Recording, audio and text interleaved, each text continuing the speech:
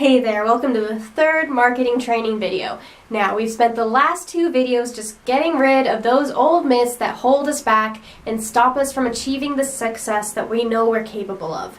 So this time we're going to get down into it, get into the meat, and talk about how to market.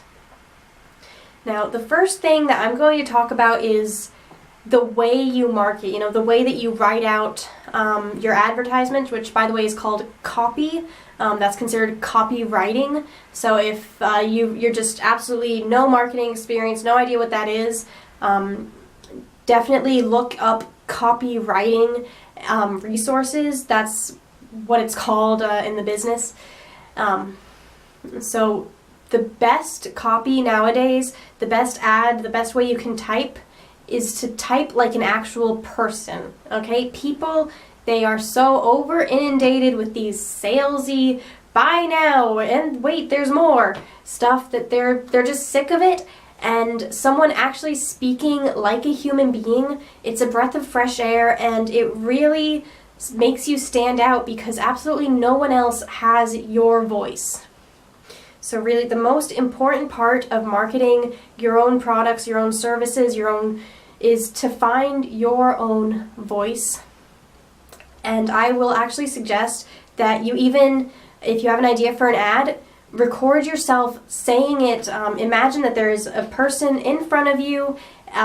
Just imagine yourself having a conversation, or heck, even ask a friend to come and have a role play a conversation between you and a potential customer.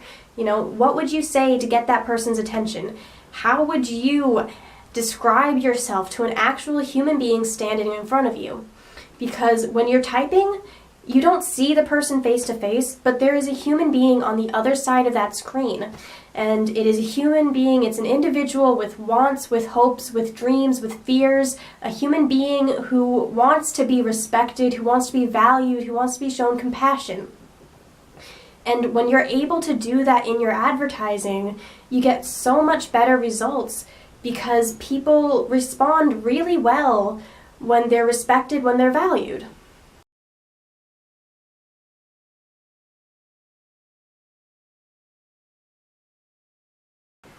So part of respectful marketing, part of talking like a human being, a really handy way to do that is to basically create your idea of who you're talking to, just kind of hodgepodge your general audience together into one person, or even pick, if you have customers and clients already, just pick someone that you just loved working with and imagine that you are talking directly to that person.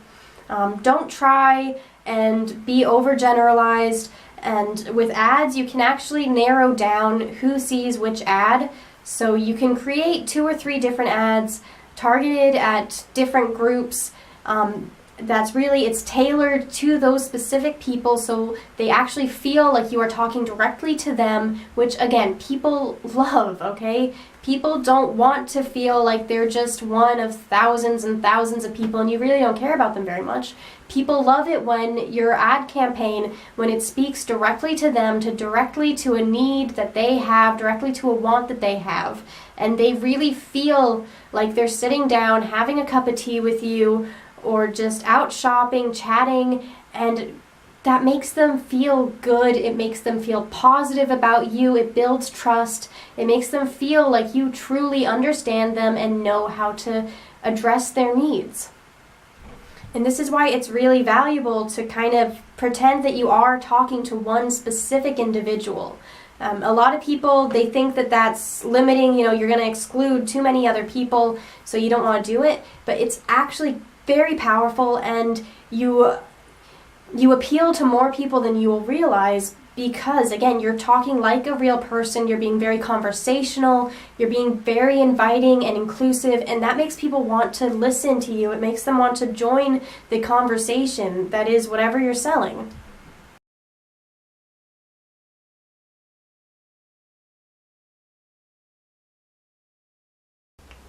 So you might be feeling a little bit of resistance, a little bit of pushback, hey, I don't want to focus too hard because then I could be excluding people, and I want everyone to buy my product. Now, actually, you do want to exclude people, okay? Now, I know, your product, it is amazing, it is just awesome, and you think everyone should try it, but in reality, nothing works for everyone. No matter how amazing your product is, there's going to be some people that it doesn't really work for them, it doesn't mesh with who they are, they just don't like it. And if you try selling to those people, then you're going to have unhappy customers, you're going to have bad reviews, you're going to have people out there grumbling about how, oh, that product sucks. And you don't want that. So for example, I cannot stand mango, okay, it's true.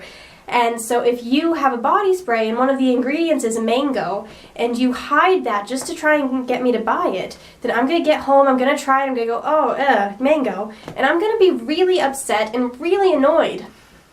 Whereas if you make it obvious that's a mango body spray, then yeah, I won't buy it, but that's a good thing, you know. I'm going to be appreciative that you saved me the trouble of buying something that's wrong.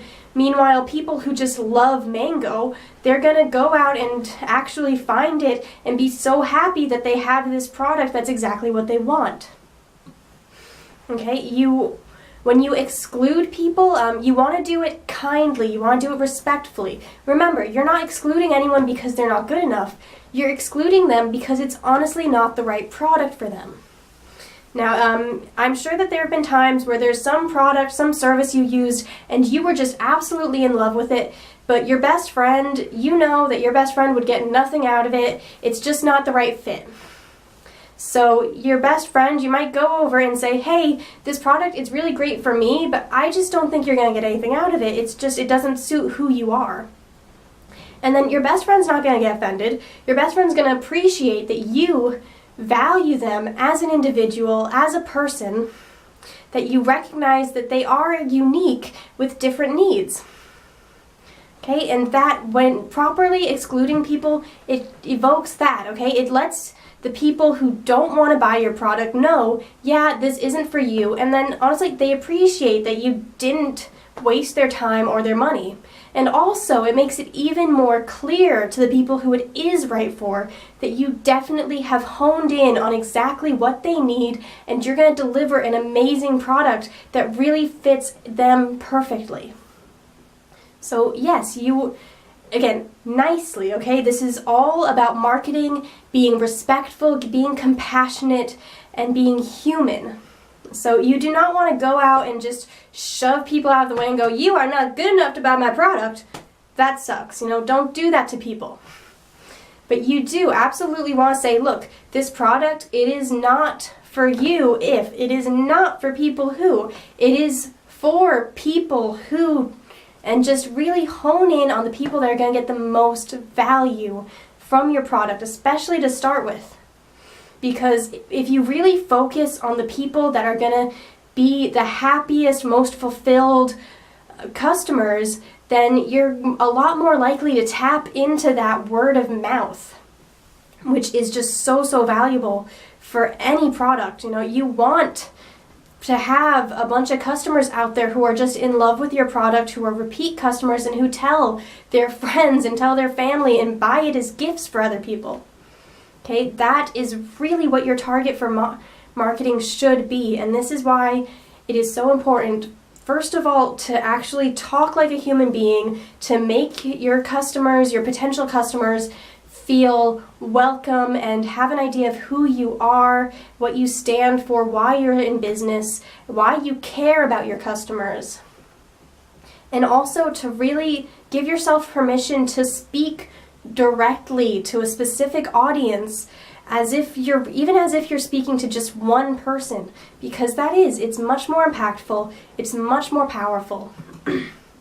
And people respond to it better. And yes, to give yourself permission to not try and be everything to everyone, to be honest about who will benefit from your product and who will not, and give yourself permission to actually publicly say, look, this product is so amazing for this group, but this group is not going to get much out of it, so if this applies to you, you may not want to buy my product.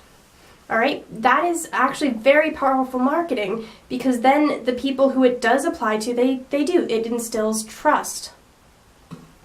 Sometimes I compare it to doctors when I'm talking about marketing with other people.